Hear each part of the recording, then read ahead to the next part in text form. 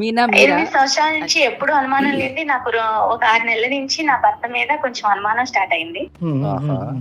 చెప్పండి మీనా, అనుమానం రావటానికి గల అంటే ఏ ఇష్యూస్ ద్వారా మీకు అనుమానం వచ్చింది? ఒక 6 నెలల నుంచి నా ఎదురు ఒక అమ్మాయి వచ్చేసింది.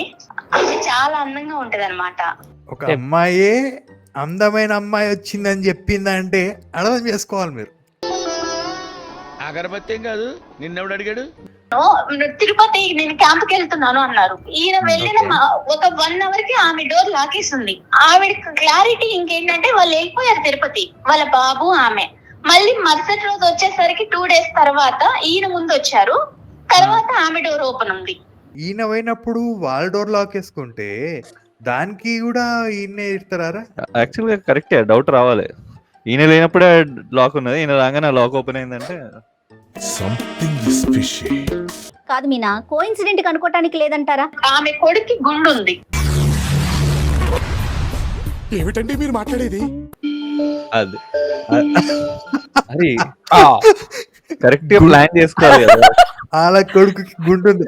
ఇక్కడ నాకు అర్థం కాదు ఇది దేనికి నవ్విండు. ఇప్పుడు వాళ్ళ ఆయన క్యాంప్ కు పోయింది తిరుపతికా? ఎస్, వాళ్ళ ఆయన ఉందా?